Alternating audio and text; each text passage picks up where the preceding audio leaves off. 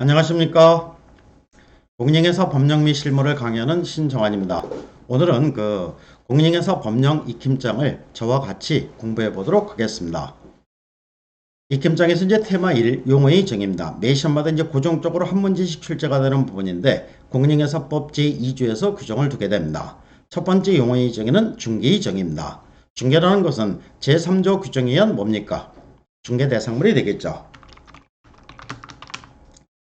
중개대상물에 대해서 거래당사 간의 매매교환 임대차 그 밖에 뭐의 득실 변경, 여기 권리의 득실 변경에 관한 행위를 알선하는 것을 말한다. 이렇게 되고, 여기서 이제 권리의 득실 변경, 여기에 대한 이제 우리나라 판례들이 많이 있으니까 요거를 잘 알아두시면 됩니다.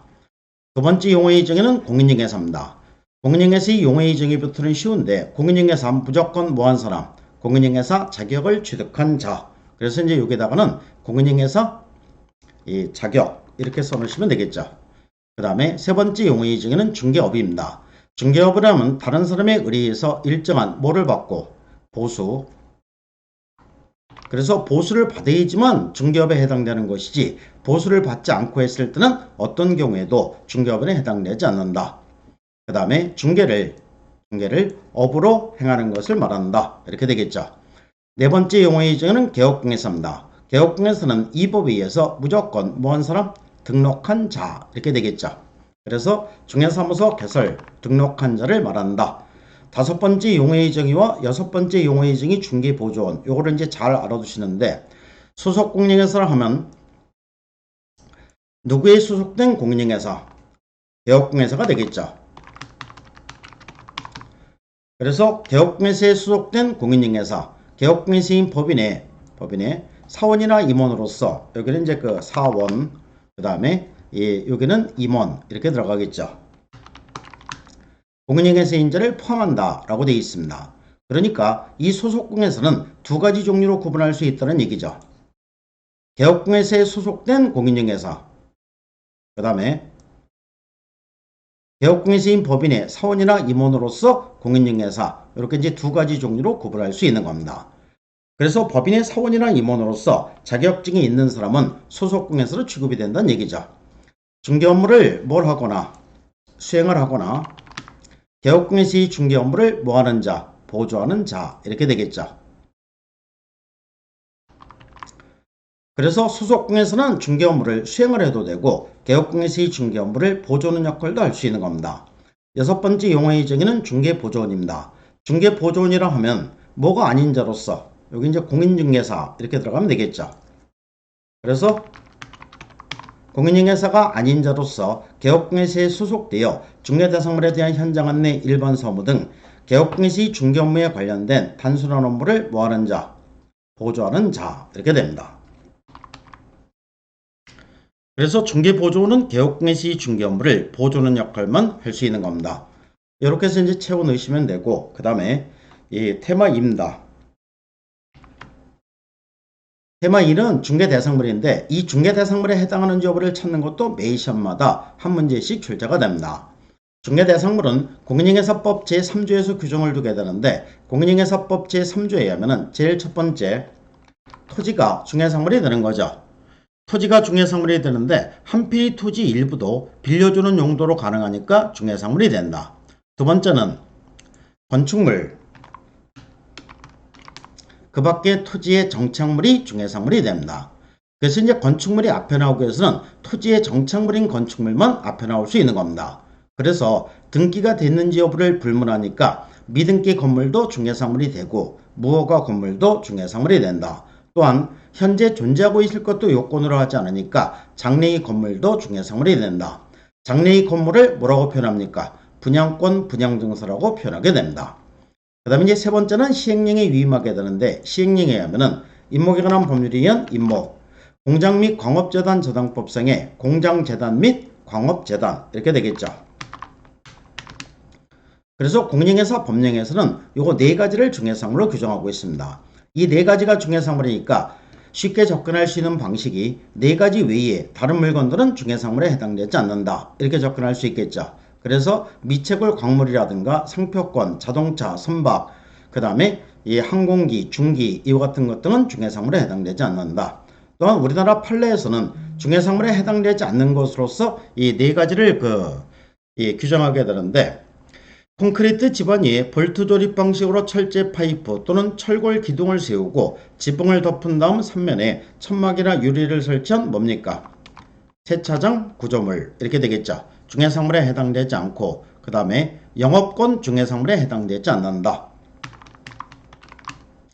그 다음에 입주권도 중해상물에 해당되지 않고, 그 다음에 이 입주권과 똑같은 개념으로서 토지에서는 대토권이 있게 되죠. 대토권도 중해상물에 해당되지 않는다. 그래서 이제 판례에서 중해상물에 해당되지 않는 것으로서 요거 네 가지를 규정을 하게 되고, 그 다음에 중해대상물에 해당되는 것으로서 분양권, 분양증서, 중해상물에 해당이 된다. 그래서 이제 판례가 중해대상물에 해당되는 판례, 요거 이제 5개가 있는 겁니다. 5개 중에서 4개는 해당되지 않는다는 판례가 되는 거죠. 여기서 이제 또 한 가지 세부적으로 접근하려면 입주권입니다. 입주권은 단순히 증서 소진에게 우선적 지위만을 부여해주는 권리관계인 입주권, 이렇게 하면은 중해상물에 해당되지 않고, 그 다음에 그 금지되는 증서에 해당이 되는 거죠. 반면에 저기 뒤에 가보면은 도시 및 주거환경 정비법에 의한 사업계획 승인을 얻어서 입주로 선정된 지위, 이것도 이제 입주권이라고 얘기하죠. 요거는 부동산거래 신고 대상이 되니까는 중해상물에 해당이 된다. 그래서 입주권은 양쪽으로 다 쓰이게 됩니다. 이렇게 해서 이제 알아두시면 되고, 이와 같은 물건들이 중해상물이 되기 위해서는 다시 2가지 요건을 구비해야 되는데, 첫 번째는 사건의 대상이 되어야 된다. 그래서 사건의 대상이 되지 않는 국공유지에서는 중해상물에 해당되지 않는다. 사건의 대상이 되면은 설사 여기 공법상 제한이 있던, 또는 여기 이제 그 사법상 제한이 있던 중해상물이 되는 데는 아무 문제가 없다. 그래서 공법상 제한이 있는 중해상물, 개발제한구역 내의 토지, 건물, 중해상물에 해당이 되고, 사법상 제한이 있는 중해상물, 법정이상권이 설정된 토지, 유치권이 설정된 건물, 중해상물에 해당이 된다. 그래서 이제 사건의 대상이 되어 있지 않는 국공유지에서는 중해상물에 해당되지 않는다. 그래서 행정재산, 시청, 군청, 동사무소, 행정목적에 제공되는 재산은 중해상물에 해당되지 않고, 국공유재산 중에서 일반재산, 경복궁 등 문화재라든가 무주부동산, 그 다음에 여기는 미채굴 광물 이렇게 넣으면 되겠죠. 중해상물에 해당되지 않고, 포락지 중해상물에 해당되지 않는다. 그 다음에 이제 두 번째는 중개인이 개입될 수 있어야 된다. 개업공예사가 중개를 해주는 것은 양당사 간에 계약 체계를 중개해주는 거죠. 그래서 계약의 대상이 되어야 되니까 매매, 교환, 임대차, 그 다음에 법정이상권 설정이라든가 법정이상권 이전이라든가 또는 유치권 이전도 그 법률행위의 대상이 되는 거죠. 그래서 중개 대상에 해당이 되는데, 상속이라든가 경매 또는 유치권이라든가 법정지상권 또는 법정지상권, 그 다음에 유치권 설정, 요거는 법률의 규정에 의해서 당연히 성립되는 거니까 중개인이 개입될 수 없어서 중개 대상이 되지 않는다.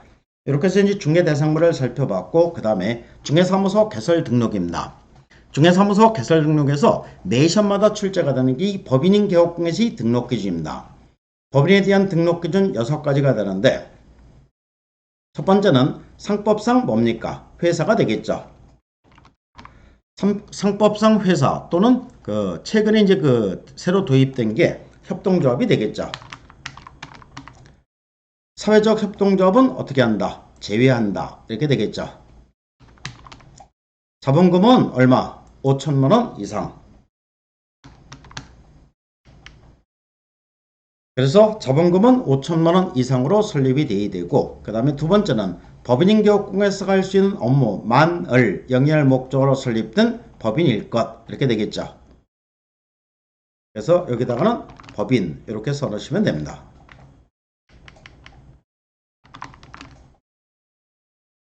그 다음에 세 번째는 대표자는 누구? 공인중개사. 대표자는 공인중개사이고, 그 다음에 대표를 어떻게 제외한, 그 다음에 사원 임원의 얼마? 3분의 1이 되겠죠. 그래서 사원, 여기는 임원, 여기는 3분의 1 이렇게 됩니다. 3분의 1 이상이 공인중개사일 것. 그 다음에 네 번째는 대표자, 임원 또는 사원 전원, 분사무소 책임자가 무슨 교육을 받아야 된다? 실무 교육을 받아야 되겠죠. 그 다음에 다섯 번째는 건축물 대장. 건축물 대장인데 이 건축물 대장에는 이 가설 건축물 대장은 제외한다. 이렇게 됩니다. 기재된 건물, 준공검사라든가 또는 준공인가, 그 다음에 사용승인, 사용검사 이렇게 되겠죠. 받은 건물로서 건축물 대장에 기재되기 전의 건물을 포함한다. 중개사무소를 확보라는 것은 소유뿐만 아니라 전세 임대차 또는 여기는 사용대차가 되겠죠. 등의 방법에 의해서 사용권을 확보해야 한다. 그 다음에 여섯 번째는 사원과 임원 전체가 개업공개사 등에 어디에 해당되지 않아야 된다. 결격 사유에 해당하지 않아야 된다. 그 다음에 이제 테마 4는 등록 간청이 다음 달 10일까지 공인중개사협회에 통보해야 하는 사항. 총 이제 6가지가 있게 되는데 요게 이제 시험에 상당히 자주 출제가 됩니다. 그래서 잘 정리해서 알아두셔야 되는데 이거를 어떻게 정리하시면 되느냐면 한 글자씩 써서 외우는 게 아니라 그러니까 중개 업무를 수행하는 이 구성원 주체에 변동이 생겼을 때는 통보를 해야 되고 변동이 생기지 않은 것은 통보하지 않아도 된다. 이렇게 이제 접근하시면 됩니다. 그래서 첫 번째 중개사무소 뭐가 됩니까? 등록증이 되겠죠. 등록증을 교부했으면 새로운 개업공개사가 생겼으니까 통보를 해야 되는 거죠. 그 다음에 모의 설치 신고를 받았을 때 분사무소가 되겠죠. 분사무소 설치 신고를 받았을 때는 새로운 개업공개사가 생긴 게 되니까 통보를 해야 되고 그 다음에 중개사무소 뭐 했을 때 이전 신고를 받았을 때 중개사무소 이전 신고를 받았으면은 이 중개 업무를 수행하는 장소가 틀려진 거니까 협회에 통보를 해줘야 되고 그 다음에 네 번째는 휴업이라든가 그 다음에 폐업이라든가 그 다음에 재개업이 되겠죠.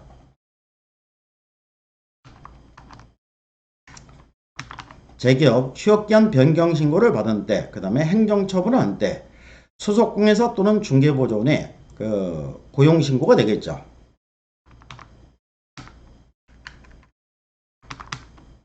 고용이나 또는 무슨 신고, 해고신고, 해고인데 이 공인중개사 법령에서는 해고라고 표현하지 않고 고용관계 종료라고 표현하죠. 고용관계 종료의 신고를 받은 때 이렇게 됩니다. 그 다음에 이제 테마 5 개업공개사 등의 결격사유입니다. 개업공개사 등 결격사유 암기할 때는 어떻게 암기하십니까? 여기 제한능력자가 돈이 없어서 뭐를 신청하니? 파산을 신청하니 뭐도 없이 유예도 없이 뭐를 선고하고 실형을 선고하고 이렇게 되겠죠. 그 다음에 행정처분하고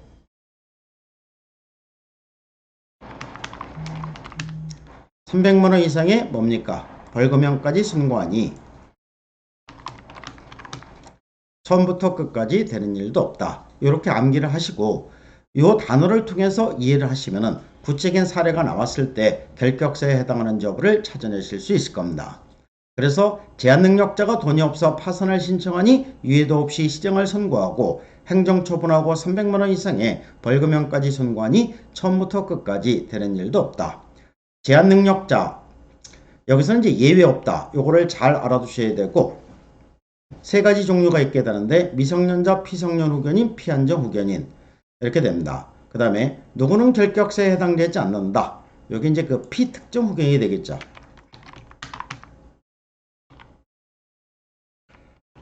피특정 후견은 결격사에 해당되지 않는다. 이게 29회 시험에서도 나오고 31회 시험에서도 문제가 나오게 됩니다.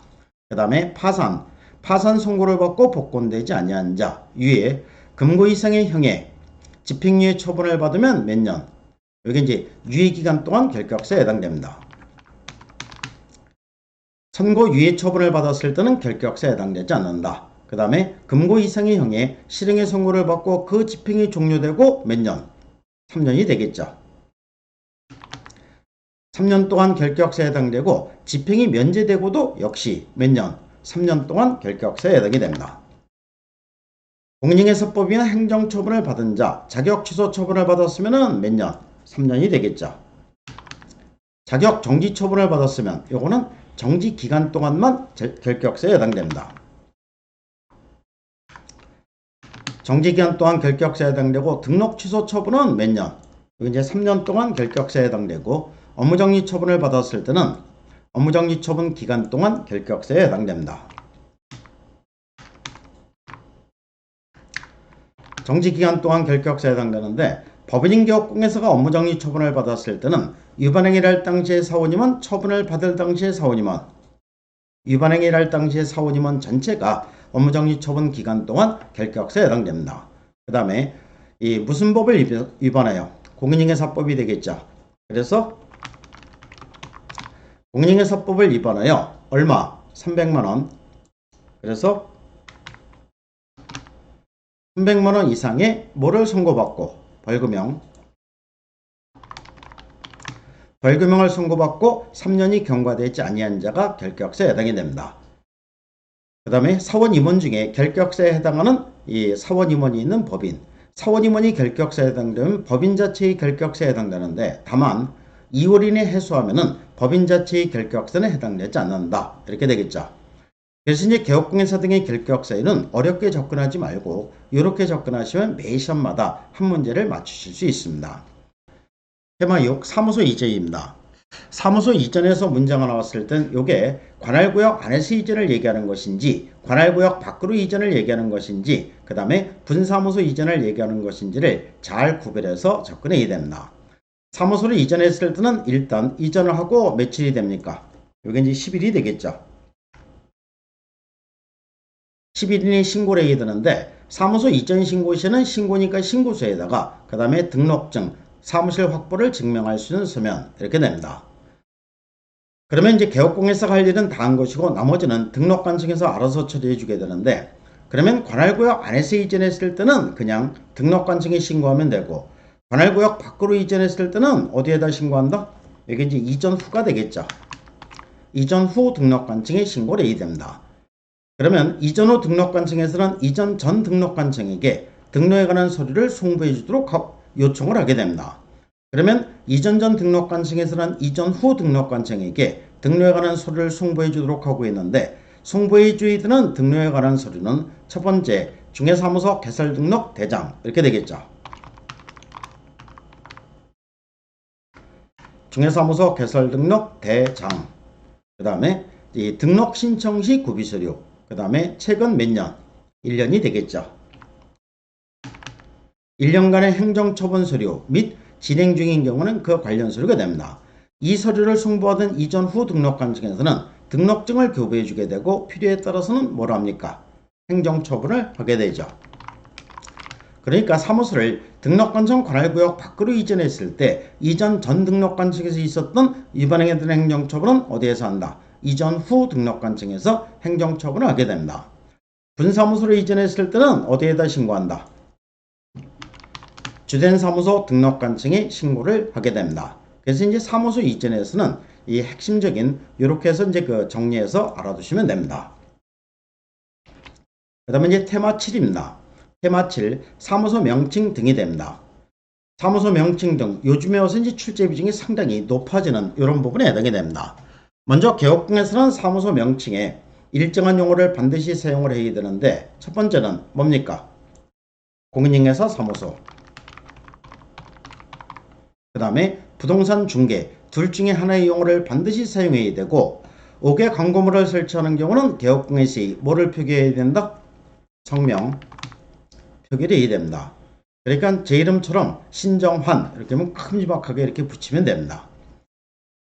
그 다음에 이제 중개사물에 대한 표시 광고를 할 때 개업공에서는 이 일정한 사항을 반드시 명시하도록 되어 있는데 첫 번째는 중개사무소 명칭 그 다음에 소재지, 연락처 및 그 다음에 뭡니까? 여기 이제 등록번호 등록번호를 명시하도록 그 작년에 새로 첨가된 규정이 됩니다. 그 다음에 개업공예시의 성명 이렇게 되겠죠. 개업공예시의 성명을 명시해야 되고 뭐를 명시해서는 안 된다. 여기 이제 중개보조원 이것도 이제 새로 첨가된 규정이 됩니다. 중개보조원에 관한 사항을 명시해서는 안 된다. 이렇게 됩니다. 그러니까 여기서 이제 새로 첨가된 게 그 등록번호가 첨가됐고 중개보조원을 명시해서는 안 된다. 여기 이제 새로 첨가된 규정에 해당이 됩니다. 그래서 이제 그 특히 잘 알아두셔야 되는 이런 부분에 해당이 되고 중개 대상물에 대한 이 광고를 할 때는 인터넷을 통해서 중개상물에 대한 광고를 할 때는 일정한 사항을 반드시 명시하도록 되어 있는데 여기 중개대상물의 소재지, 면적, 가격 등을 명시해야 된다. 여기서는 그냥 간단하게 이렇게 써놨지만 이거 외에도 명시해야 되는 사항이 상당히 많습니다. 그러니까 이거를 개별적으로 외우는 게 아니라 어떻게 접근하면 된다고 했습니까? 그러니까 매수인이 궁금해하는 모든 사항들을 다 명시를 해줘야 된다. 이렇게 접근하시면 된다고 했죠. 그래서 뭐 소재지라든가 면적이라든가 가격이라든가 거래 형태라든가 또는 이 건축물인 경우에는 방향 같은 게 상당히 중요한 사항이 되는 거죠. 방향, 주차 대수, 뭐 관리비, 그 다음에 그 외에도 매수인이 궁금해하는 모든 사항들을 명시해야 된다. 이렇게 하면은 이거를 한 글자씩 써서 줄줄이 외우지 않더라도 객관식이니까 찍을 수 있는 겁니다. 그러면 개업공예사가 이와 같이 중개사물의 표시 광고에 위반했을 때는 어떤 세에 해당된다? 100만원 이하의 과태료 처분세에 해당이 됩니다. 또한 개업공예사는 이 중개사물에 대한 부당한 표시 광고를 해서는 안 되는데 허위 광고 금지입니다. 그래서 존재하지 않는 중개사물에 대한 표시 광고를 한다든가 존재하지만은 중개할 의사가 없는 중개사물에 대한 표시 광고 등을 해서는 안 되는 거죠. 여기 위반했을 때는 어떤 세에 해당된다? 여기 이제 500만원 이하의 과태료 처분세에 해당이 되는 겁니다. 또한 개업공예사가 아닌 자의 명칭 표시 제한 이렇게 되는데 개업공예사가 아닌 자는 사무소에 개업공예사가 사용하는 명칭을 사용하면 안 되겠죠. 그래서 공인중개사 사무소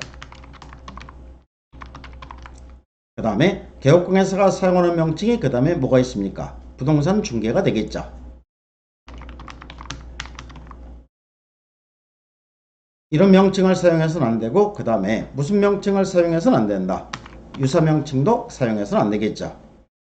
개업공예사가 아닌 자는 중개사물에 대한 뭐를 해서는 안 된다. 표시 그 다음에 이 광고를 해서는 안 된다. 이렇게 되겠죠. 여기 위반했을 때는 어떤 세유? 1년 이하 지역이나 얼마? 1천만원이 되겠죠. 1천만원 이하의 벌금에 처해지게 됩니다. 그 다음에 이제 인터넷 표시 광고 모니터링이 있게 되는데 정보통신 서비스 제공자가 국토부 장관의 명령을 위반했을 때는 어떤 세에 해당된다? 500만원 이하의 과태료 처분세에 해당이 됩니다. 그 다음에 이제 인터넷 광고 모니터링 절차입니다. 국토부 장관은 이 모니터링 업무를 여기 이제 4개 기관에 위탁할 수 있습니다. 위탁할 수 있는데 공공기관, 그 다음에 뭡니까?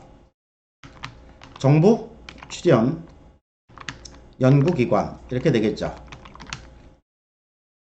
비영리법인으로서 업무를 수행하는 법인, 전문 인력과 조직을 갖추었다고 국토부 장관이 인정하는 기관 또는 단체에 위탁할 수 있습니다.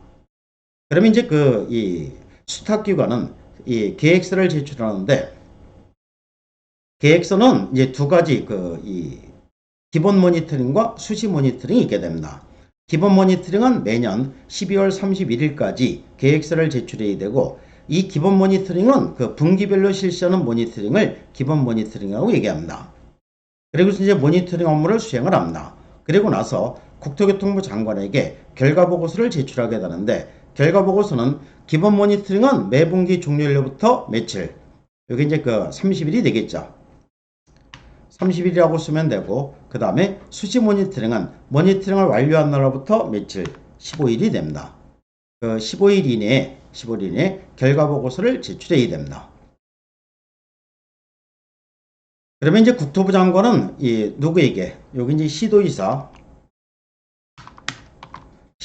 시도이사라든가 또는 누굽니까? 등록관청이 되겠죠.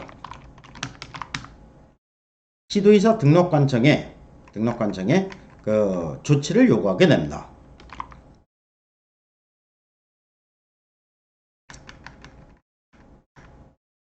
이렇게 시도이사 또는 등록관청에 조치를 요구하게 되면은 시도이사 또는 등록관청은 조치를 완료하고 완료한 날로부터 며칠? 10일이 되겠죠. 10일 이내에 통보해 주도록 규정이 되어 있습니다. 이렇게 해서 이제 그 모니터링 업무가 진행이 되는 겁니다. 테마 8로 갑니다. 법인인 개업공예사의 업무 범위입니다. 법인인 개업공예사가 할 수 있는 업무 범위 공인회사법에서 총 7가지를 규정하게 되는데 매 시험마다 고정적으로 한 문제씩 출제가 되니까 잘 정리해서 알아두셔야 되는 사항이 되게 됩니다. 법인인 개업공예사는 제일 먼저 중개업을 할 수 있고, 두 번째 상업용 건축 및 주택의 임대 관리 등 뭐를 할 수 있다? 부동산의 관리 대행을 할 수 있는 거죠. 그러면 이 규정에 의할 때 법인인 개업공예사는 부동산 임대업 할 수 있다 없다? 없다가 되겠죠. 임대업을 할 수 있다는 게 아니라 임대 관리를 대행해 주는 업무를 할 수 있다는 얘기입니다. 그 다음에 두 번째는 부동산의 이용 개발 및 거래에 대한 상담, 일명 컨설팅을 할 수 있고, 네 번째는 누구를 대상으로? 개업공예사가 되겠죠. 개업공예사를 대상으로 한 중개업의 경영기법 및 경영정보의 제공, 일명 프랜차이즈를 할 수 있는데, 중개업의 경영정보 및 경영기법의 제공을 해준다? 그러면 당연히 중개업을 할 수 있는 개업공예사를 대상으로 해야 되겠죠. 개업공예사 하면 몇 명? 3사람. 법인인 개업공예사, 공인회사인 개업공예사, 중개인 이렇게 됩니다. 그 다음에 다섯 번째는 분양대행을 할 수 있는데, 분양대행은 어떻게? 상업용 건축물 및 주택의 분양대행을 할 수 있습니다. 그러니까 이 상업용 건축물 및 주택에 대해서만 할 수 있으니까 농업용 건축물, 공업용 건축물, 토지 이런 식으로 바꾸면 틀리는 거죠. 그래서 토지의 분양대행을 할 수 있는 것은 아니다. 여섯 번째는 중개는 의뢰에 따른 도배, 이사업체의 소개 등 주거이전의 부수는 용역에 뭘 할 수 있습니까? 알선을 할 수 있습니다.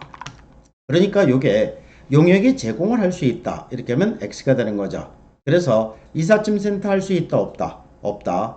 이삿짐 센터를 할 수 있다는 게 아니라 이삿짐 센터를 알선, 소개시켜주는 업무를 할 수 있다는 얘기입니다. 일곱 번째는 민사집행법에 의한 뭡니까? 경매가 되겠죠.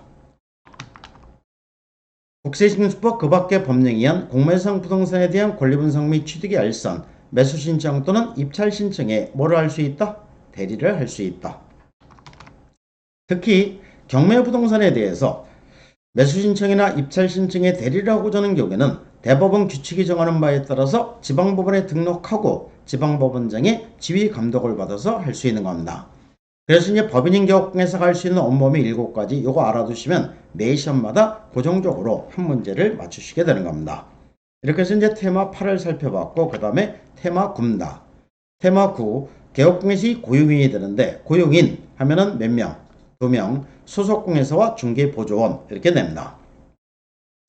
그럼 이 소속공예사와 중개보조원은 지금 현재 어떤 점에서 갖고 차이점이 있느냐? 차이점은 업무 범위에 대한 근본적인 차이점이 있게 되죠. 소속공예사는 중개 업무를 수행을 해도 되고, 개업공예사의 중개 업무를 보조하는 역할도 할 수 있는데, 중개보조원은 개업공예사의 중개 업무를 보조하는 역할만 할 수 있는 겁니다.